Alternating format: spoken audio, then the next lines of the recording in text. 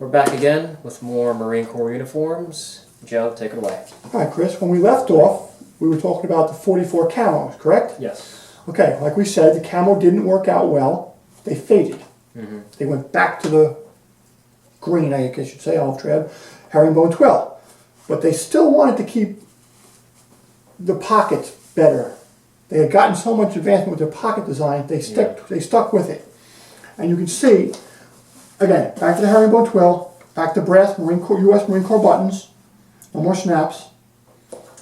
And you see the two buttons here, they opened up the giant chest cavities again, like the 44 camos did. They also added the breast pocket back, but this time with a flap on it. Okay. So any little items you weren't going to lose. Yeah. My guess is there were complaints that the last uniform had no EGA on it. Yeah. It's back. And this is known as the 44 utilities. There was a gas flap inside that buttoned in underneath the jacket. Again, why they were worried about gas at this stage in the war, I don't know, but they were. This is just a piece of camouflage parachute. Somebody made into a neckerchief. You know. And this is just the unique. This is it's just a unique piece. Yeah. You know, there's nothing unique. It's strictly unique. You see them around. Yeah. You know, you'll see a lot more paratroopers wearing them, but the occasional Marine photograph I've seen a guy wearing a piece. Yeah. You can see stenciled his name above the pocket here, which was pretty common. Again, button sleeves, wrists, button front pocket, and the two big chest pockets. Once again, you can get your whole hand in there, put lots of stuff in here, not a problem. But very short-lived. The war was just about over. I know of one photograph, and I've been searching in photographs for years. I enjoy doing it. One photograph of a Major General in Iwo Jima wearing this uniform. So, if anyone was going to get it, it was going to be him. Yeah. Right? You see a lot of stateside photographs throughout the mid-40s, 45, 46, 47 of guys wearing them. You know, Paris Island, Camp Pendleton. But that's about it. And then by 1947, they changed the uniform again, back to the 41 utilities. So they're very short-lived. Almost always when you find them, they're in great shape.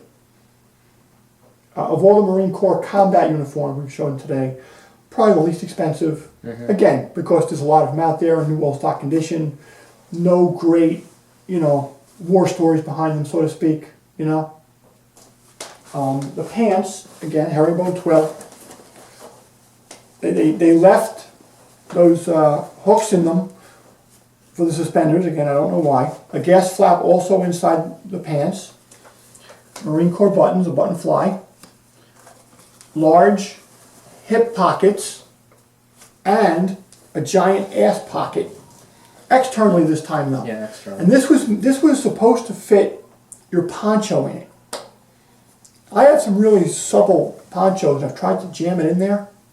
It's pretty tight. If you look at the famous photograph of the flag raising on Iwo Jima, the man in the back of the photo was Ira Hayes. And you can clearly see his poncho folded up, hanging over his pistol belt. And you see a lot of guys with that. They'd hang their poncho over their belts. They kind of sat on it pretty much. Yeah. I'm thinking that's, watching a lot of Marines do that is where this probably came from. To add this pocket like that. Instead of having it folded over your belt, they put an ass pocket for your poncho on it. And that was the design behind that. But again, they were so short-lived. And again, they kept the ankle blousing strings.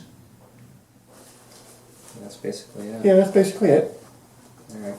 And then, still Herringbone Twill. All right. And then the hat, the late 44 hat, you don't start seeing these at all until Iwo Jima and Okinawa, the last two major invasions of the war. Okay. You'll start seeing Marines with a stenciled EGA on their hat, which was coveted, of course. There are a lot of photographs of the landings on Okinawa. Basically, the photographer at the back of the Higgins boat. Yeah. And you can clearly see the guys' hats, the bill of it anyway, hanging out the back of their helmet. This was their hat, You can see compared to the other one, it has an actual HBT, the marine weave to it. You see the EGA on it, the shorter bill. And again, Van Holt on the side, HBT is super soft and lightweight to wear. Fold it up, stuff in your pocket. Yeah. We're going to take a closer look at this jacket and pants. Alright, a closer look at the utility jacket. Got his name stenciled right here, USMC. Now Joe, come here over here and just give me a, educate me on this. What happened here? Okay, this is where the gas flap was. You can see the remains of stitching. He clearly just cut it out. They're a pain in the butt, and they're hot, and they're guys, you find lots of jackets, guys just rip them out, and this is clearly an example of that. Where the other one we'll show you later has it. That's all it is. Otherwise, it's just a jacket. Cut the gas flap out. It's that much more. You can see the buttons where the gas flap tied into.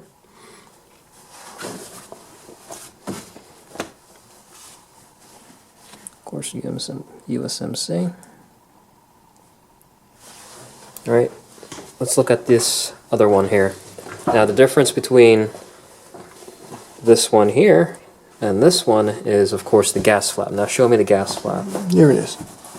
So this is what the gas flap looks like.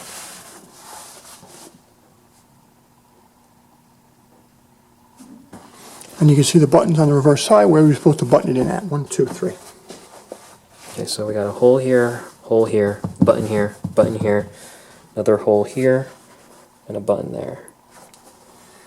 And you can see this gentleman stenciled his name under the collar compared to above the pocket. Interesting. Now let's show me the pants. And the pants.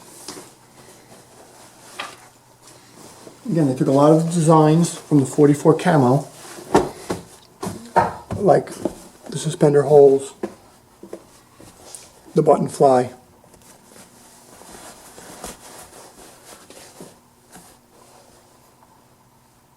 Marine Corps. Yep. The pockets got much bigger, 2 external hip pockets, and a giant butt pocket for the poncho.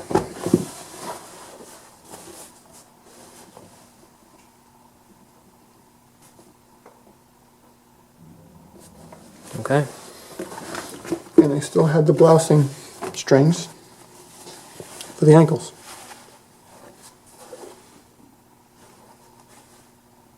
Yep. Fantastic.